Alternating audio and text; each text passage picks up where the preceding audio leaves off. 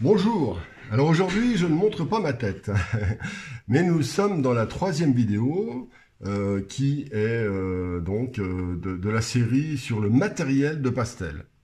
La première vidéo était sur les crayons pastel, la deuxième sur les bâtonnets pastel, et là nous sommes donc dans le papier.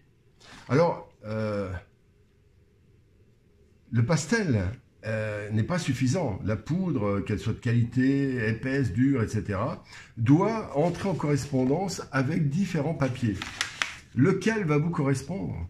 Alors ça, c'est une chose qu'il faudra que vous trouviez. Il n'y a pas de règle définitive. Je vais quand même donner quelques indications en fonction des grandes catégories de pastels, c'est-à-dire pastel minutieux, pastel impressionniste, etc. Donc en fait, les papiers sont extrêmement importants. Alors, il y a trois catégories.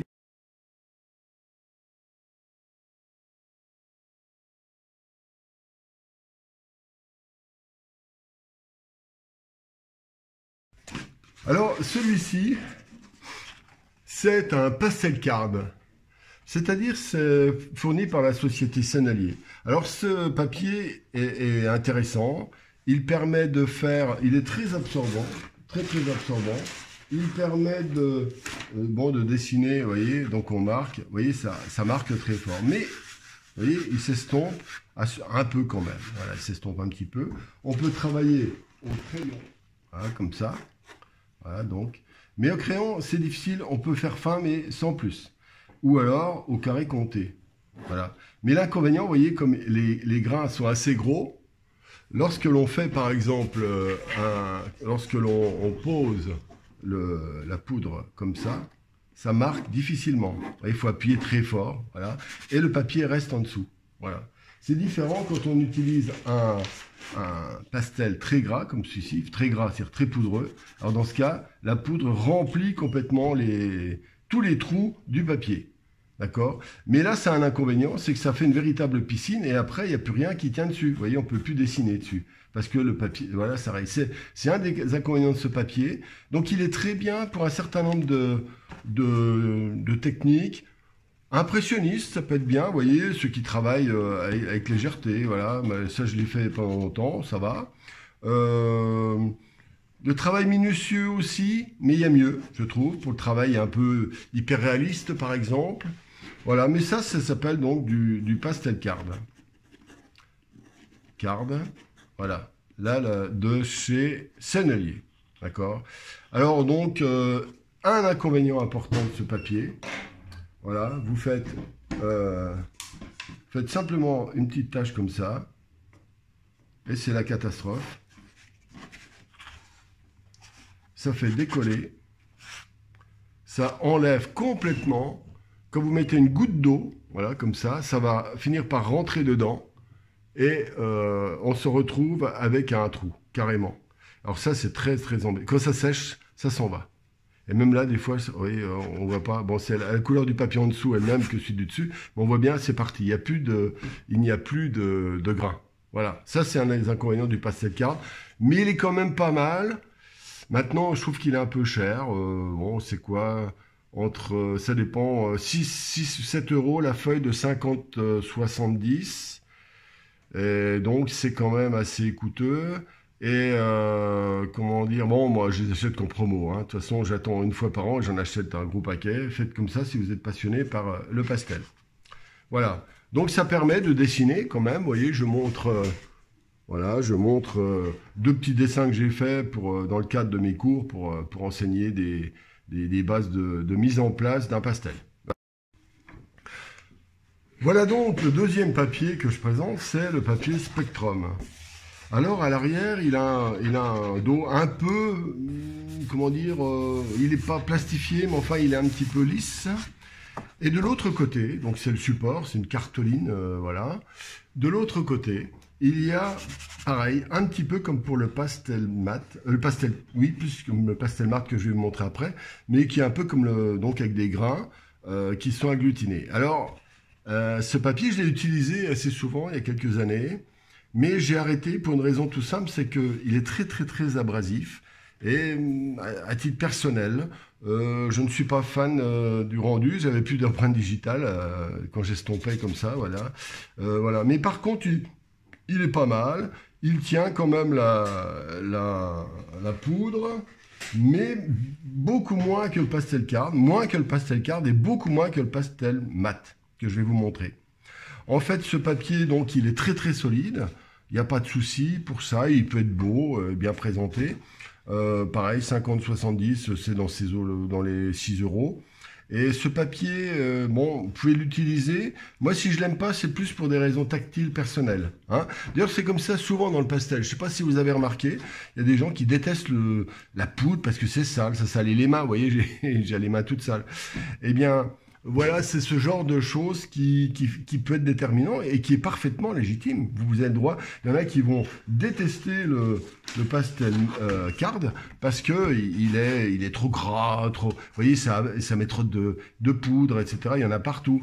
Et puis voilà. Là, j'ai oublié de dire qu'à l'arrière, c'est un papier normal, c'est une cartoline presque normale, du pastel card. Là, donc, le Spectrum. Je ne sais plus de quelle marque, il est bien quand même, mais à cause de ça, je ne l'utilise plus. Franchement, j'avais plus du tout d'empreinte digitale. Et puis, curieusement, bien qu'il soit bien avec des petits grains, il ne retient pas énormément la poudre du pastel qui a tendance quand même à tomber. Voilà.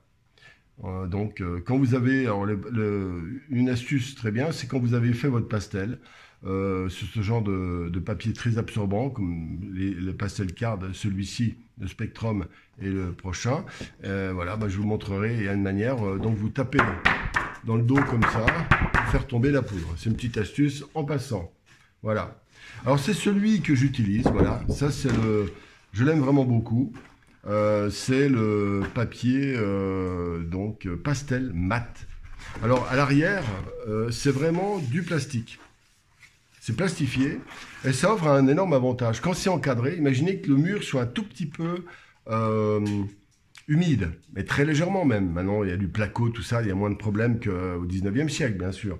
Mais malgré tout, il pourrait y avoir de l'humidité quand même toujours un peu à l'arrière des cadres. Eh bien, ça protège comme nettement, ça ne traversera pas à l'arrière. On peut même mouiller, il y en a même qui mettent là-dessus de l'alcool, ils mettent du pastel avec des mélanges avec de l'alcool, etc. pour faire des effets particuliers, des effets de matière. Voilà, donc pour moi c'est celui que je préfère parce qu'en même temps il est paradoxal, il est très doux et pourtant il est extrêmement, il est extrêmement absorbant. Et pourtant le drain est très fin, on dirait c'est même pas, oui, c'est pas du velours, c'est quand même, on sent que c'est quand même costaud, mais c'est des grains minuscules mais qui retiennent incroyablement le pastel. Et regardez, quand vous faites ça, vous voyez, ça marque. Alors que je reprends, je vais faire la même chose sur le pastel, vous voyez, ça s'étale, hein, enfin, ça va encore là, on va dire, comme ça. Vous voyez, ça a tendance, voilà, à s'en aller du milieu et à s'étaler un peu plus que là. Là, ça s'étale quasiment pas, c'est absolument incroyable, ce qui fait que la préservation est très importante et on peut presque l'utiliser sans mettre du tout de fixatif à la fin. Voilà, donc, je répète, pastel card, le premier, qui lui, pareil, quand on fait ça, vous voyez, on l'étale quand même. Alors là, c'est comme un inconvénient. Voilà, ça c'est clair. Donc, j'utilise plus le pastel card, même s'il a quelques avantages quand même, et pas le Spectrum, si j'étais en panne peut-être. Voilà. Alors que celui-ci, je le trouve remarquable, c'est avec ça que je fais tous mes tableaux très minutieux. Voilà, je donne un exemple. Voilà. Ça, c'est du pastel card, vous voyez, le papier. Alors ça maintient incroyablement la poudre, elle reste très fixée. Alors là, elle n'est pas très fixée parce qu'il y en a beaucoup en épaisseur. Voilà, il y a aussi ça. Si vous surchargez en épaisseur la poudre, évidemment, eh bien, vous n'aurez pas vous aurez à un moment donné, la couche de pastel va surcharger et peu importe ce qu'il y a en dessous. Je veux dire, quand vous remettez du pastel, c'est sur du pastel et non plus sur le papier. Voilà.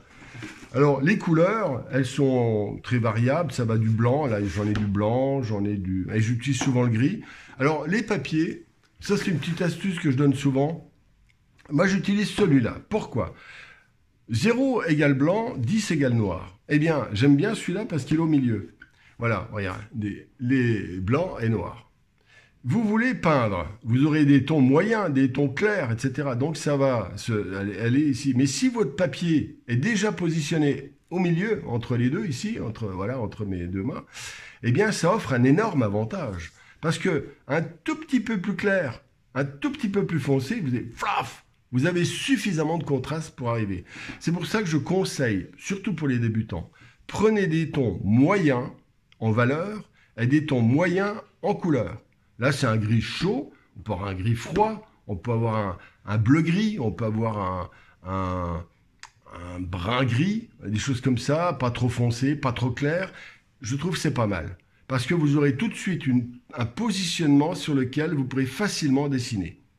Alors que si vous prenez du noir ou du blanc, il faut ramer, c'est-à-dire qu'il faut, voilà, si vous êtes ici, il faut aller chercher la couleur doit être là, voilà, entre 0 et 10, voilà, 10 est là. Mettons que vous avez une couleur foncée, il faut aller la chercher depuis le blanc pour l'amener ici, hein. C'est loin. Alors que si votre papier est au milieu, bah, vous n'avez que ça à faire. Et puis, dans la foulée, vous avez une tonalité claire, voilà, c'est le 0, et là, c'est le 10, là, c'est le 5. Donc, si vous voulez un ton clair, gris clair, c'est là, ouais, vous n'avez pas grand-chose à faire non plus dans le sens-là. Voilà pourquoi c'est si important pour moi d'avoir un fond relativement neutre. C'est une question qui m'est très souvent posée, celle-ci. Ça veut dire aussi que plus tard, vous pouvez transgresser ce que je dis là. Ce n'est pas parole d'évangile. Ça veut dire que je le conseille pour des gens qui ne sont pas très expérimentés. Mais ensuite, il y a des gens qui vont démarrer d'un rouge, d'un bleu vif. Pourquoi? Parce que ils vont transgresser cette règle que j'ai donnée pour les débutants pour en faire une particularité sur laquelle ils vont pouvoir donner une personnalité particulière. Voilà, tout simplement. Voilà, donc ça, c'est les trois pastels, les trois papiers pastels qui sont, je dirais, absorbants. Il y en a d'autres, hein, bien sûr. Il y a le papier, le Touch de chez Canson. Je suis pas fan parce que il n'est pas désagréable à toucher, tout ça, mais il ne retient pas la poudre. Moi, c'est un truc, vous voyez là, ça tient. Vous faites ça sur le Touch, j'en ai jamais acheté pour cette raison. J'ai essayé. La poudre s'en va complètement. Alors peut-être qu'ils ont corrigé ça, je veux pas être méchant, mais enfin il y a 1 ou 2 ans, j'ai essayé un pastel, c'était une catastrophe, il a disparu quasiment. Voilà. Après, si vous êtes minutieux, etc., que vous posez la poudre et que vous la fixez, etc., peut-être qu'il y aura moins de problèmes. Voilà. Alors les couleurs, bon, sont très nombreuses. Voilà, par exemple, j'en ai un autre de Spectrum, une autre couleur comme ça. En fait, souvent, chaque marque a une dizaine de couleurs qui vont du plus clair au plus foncé, en passant par des gris. Il y a souvent un rouge, une couleur sable, etc. C'est à peu près systématique. Voilà. Alors maintenant, faisons le tour des papiers plus ordinaires qui sont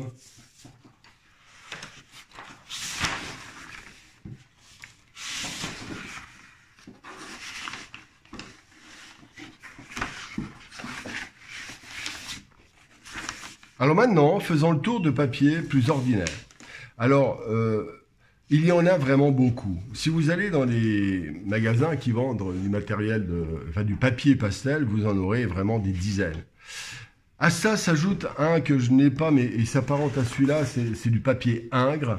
C'est une sorte de papier chiffon, je dirais, tramé. Je ne sais pas si c'est du chiffon, mais c'est tramé, fortement tramé. D'ailleurs, celui-là, il l'est un petit peu, mais c'est pas du Ingres.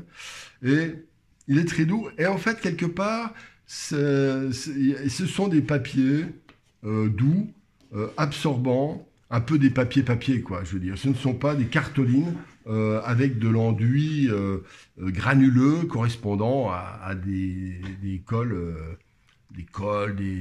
des charges qui sont des fois de la poudre de marbre ou de la pierre ponce pilée. Alors voilà, c'est ce qui donne, par exemple, voilà, ce genre de choses, des enduits. Alors avec ça, on pourra faire, je vais vous montrer après, d'autres types de préparation pour les papiers pastels. Alors là, je fais n'importe quoi. Alors voilà, la différence est grande. Mais ces papiers, par contre, peuvent être très utiles. Vous voyez, regardez. Ça ne marque pas beaucoup, ça s'estompe incroyablement, vous voyez, regardez. Eh bien, ça, c'est un inconvénient pour certains types de peinture, au pastel. Par exemple, quand vous voulez faire une sorte d'hyperréalisme, ça va être un peu embêtant. En revanche, ça va permettre de faire des dessins beaucoup plus fins, plus transparents. Voilà, vous voyez, on peut faire des choses. Mais là, on est plus dans une logique de dessin. On peut aussi mettre, on peut aussi mettre en manière impressionniste. Il est très bien parce que finalement, bien que ce soit des papiers, j'ai envie de dire, presque ordinaires, ils offrent quand même des avantages importants. Mais c'est une autre nature. Ce ne sont pas des cartolines. Mais j'aime beaucoup faire ça aussi. Mais je ne peins pas, personnellement, pas souvent là-dessus. Mais ça fait des très beaux effets. Et les papiers sont en fait moins chers. Alors celui-ci, alors il y en a un qui est bien, dont je me sers assez souvent quand même, c'est le mi-teinte de chez Canson. C'est pas ça, j'en ai plus là en fait. Mais bon, c'est le genre de papier, hein, c'est exactement le même rendu. Alors il a un côté lisse et un côté granuleux. Moi j'utilise le côté lisse, bien entendu. Voilà. Qu'est-ce qu'on peut dire? Très bien pour dessiner. Il est quand même, curieusement, vous voyez, il s'estompe, mais il reste. Mais si vous appuyez fort, il s'en va. Vous voyez? Alors que sur le pastel mat, vous faites ça, il reste quand même. Donc, il faut que vous trouviez votre style. Par exemple, vous partez, si vous avez besoin si vous voulez faire de l'hyperréalisme minutieux, très précis, le pastel card est très bien. Mais si vous voulez faire de l'impressionniste, il y a plein de solutions. Ça, c'est une autre solution. C'est plus aérien. Ça permet de faire quelque chose de plus léger. Voilà, c'est ça qui est bien dans cette technique. Alors, il y a d'autres sortes. Alors, celui-ci, c'est un papier un petit peu, qui sert plus pour l'aquarelle. Alors, on peut se servir de papier aquarelle, bien entendu. Tout y passe. Alors là, vous aurez des choses différentes. C'est pareil, ça s'estompe assez fortement. Mais malgré tout, là, il y a un peu de grain. Et vous voyez, je ne sais pas si vous voyez, parce que c'est quand même minutieux, ça fait une sorte de grain. Et c'est une méthode qui peut être intéressante aussi. Voilà. Alors, certains, avec ce genre de papier à base d'aquarelle, vont préparer leur tableau avec de l'aquarelle, soit sur un fond coloré, etc., et travailleront au pastel dessus comme ça, sans forcément complètement recouvrir. Dans ce cas, c'est un pastel qui accompagne l'aquarelle. C'est aussi une méthode très sympa. Moi, je ne l'utilise pas, mais enfin, je voulais vous la signaler. Donc, ce sont des papiers aquarelles. Alors, le seul truc, c'est que vérifiez quand même, ne prenez pas des papiers aquarelles qui soient trop absorbants. Il ne faut pas non plus, vous savez, sur pareil, les papiers, il y a de la colle dedans. Alors, certains ont beaucoup de colle et ça va vous donner des papiers presque gras. Hein, je dirais un peu comme la cartoline, vous savez, ça glisse, il y a juste le stylo qui va marcher dessus. Ça ne tiendrait absolument pas sur de la cartoline, un crayon pastel. Par contre, sur un papier sec, même blanc, même d'aquarelle, il n'y aura pas de problème. Voilà. Alors il faut se sentir, en fait, qu'est-ce qu'un papier, je dirais, gras? Alors le gras, évidemment, c'est ce qui sert pour les charcutiers, évidemment. Mais c'est le principe, remarquez. Mais le papier gras, c'est celui aussi qu'on utilise, c'est le papier cristal que l'on met au-dessus des pastels, parce qu'il est tellement lisse que le pastel n'accroche pas dessus. Alors c'est un avantage pour séparer les pastels. Par contre, c'est un gros inconvénient. Si le papier a tendance à être lisse et un peu gras, eh bien, le pastel ne tiendra pas dessus. Vous ne pouvez pas dessiner. C'est pour ça qu'un papier aquarelle avec beaucoup de colle, et il y en a, eh bien, vous aurez du mal à dessiner au pastel. Voilà. Alors voilà encore une autre variante. Voilà, donc deux variantes en fait. Voilà, alors là, ça c'est le fameux papier Ingres dont je parlais. Alors ça c'est très bien, un peu dans le même esprit que celui d'avant. Voilà. Alors les variantes sont assez faibles quand même. Hein, je veux dire, entre ces trois papiers que je viens de montrer. Voilà, même celui-ci. Ah non, celui-ci c'est différent. Il est lisse. Il est lisse. Voilà. Alors ça, je l'ai fait exprès. Ça, c'est même pas un papier, c'est une cartoline. C'est une cartoline d'emballage. Et ça fait des effets très sympas. Regardez. Hop. Mais par contre, c'est pareil, il n'accroche pas énormément. Donc, c'est une autre manière. Il faut travailler très proprement, avoir les mains très propres quand vous travaillez le pastel et être assez minutieux. Quand vous travaillez, il faut mettre un papier cristal sous les mains. Par exemple, vous mettez un papier cristal ici, puis vous travaillez dessus, comme ça. Voilà, tout simplement. Voilà pour les papiers absorbants. Alors, il y a le papier 1, que j'en ai parlé, ça se rapproche de ça. En fait, c'est un peu dans cet esprit. Mais il y en a qui sont très tramés, et ça fait des belles rayures, donc on peut l'utiliser aussi. Mais il existe des papiers magnifiques qui viennent de l'Himalaya, qui viennent de, je sais pas, avec des trucs. Il y en a des dizaines et des dizaines. Je voulais pas vous les... Je vous ai parlé des principaux pour le pastel. Donc les deux premières catégories, ce sont les cartolines avec des enduits spéciaux pour les pastels. Donc pastel card, pastel, enfin spectrum le deuxième et pastel mat que j'ai dit en troisième. Là, ce sont des papiers pastels de même nature, un peu tramés, un peu tendres, comme du papier, mais il y en a plein, et vous pouvez les essayer. Mais ça, c'est la deuxième catégorie, c'est très intéressant, et ça dépendra du type de pastel qui vous intéresse. Alors maintenant, il y a d'autres catégories. Il y a, il y a tout simplement le pastel sur, et c'est pas mal du tout, une personne m'a écrit récemment, elle fait du pastel sur du papier craft. Et c'est excellent aussi.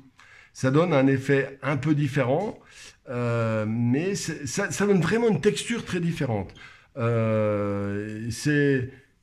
faut l'essayer en fait, simplement. Mais le papier craft, l'avantage, vous pouvez bidouiller. Alors moi, ce que je vous conseille, c'est d'avoir des échantillons de tout ça. Bon, papier craft, la cartoline.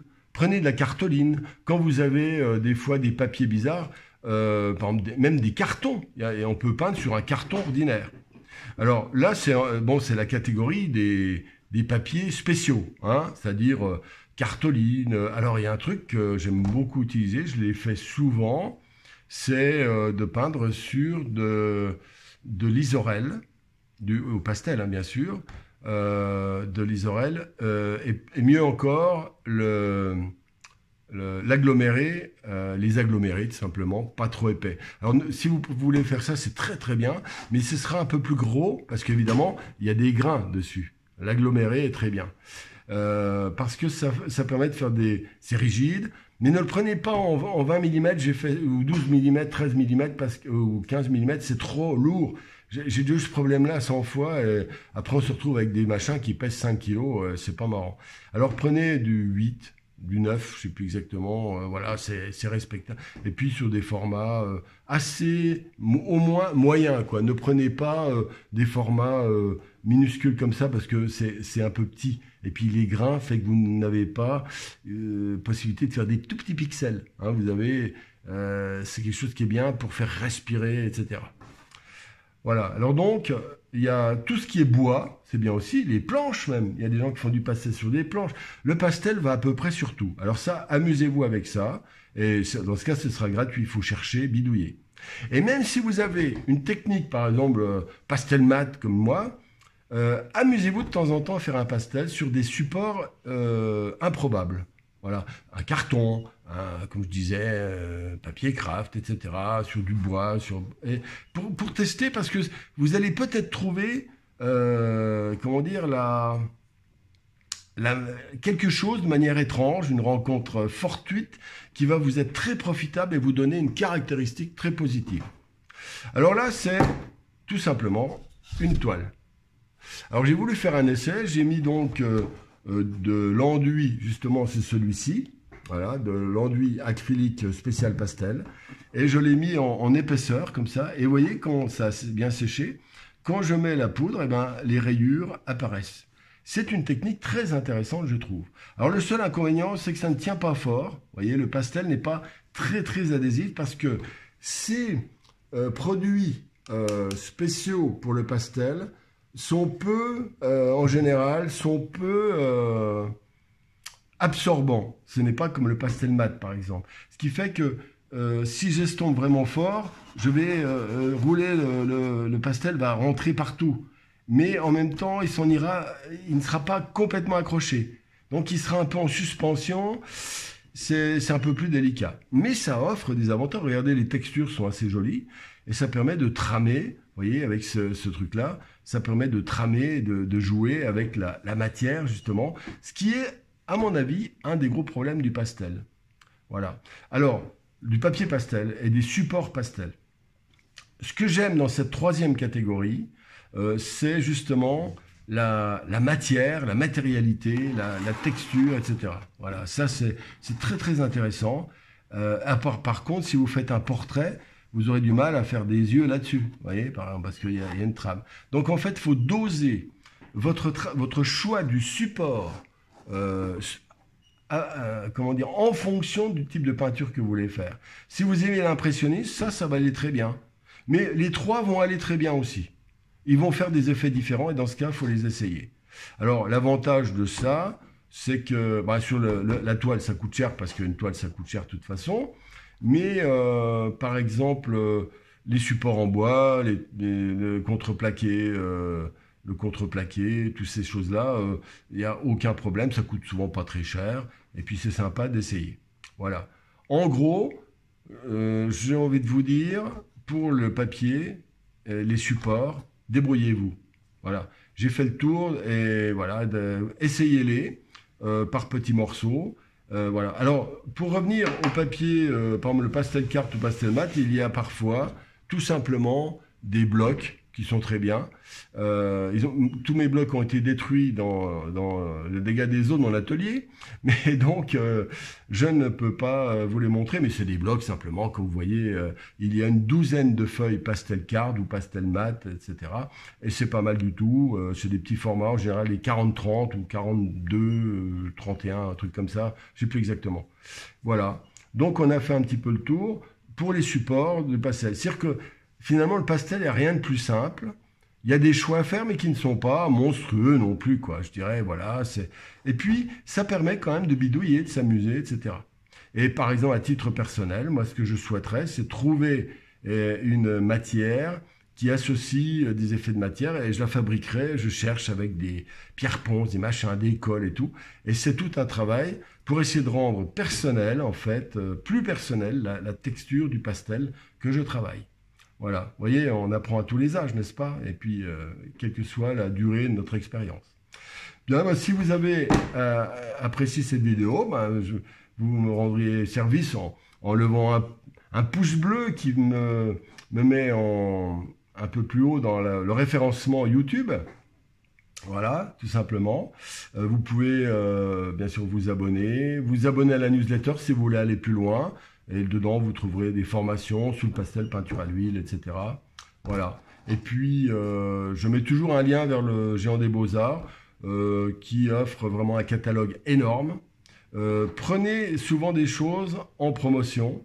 Voilà, avant, il y avait des magasins. J'aurais pas fait ça parce que quand il y avait des magasins, je favorisais les magasins.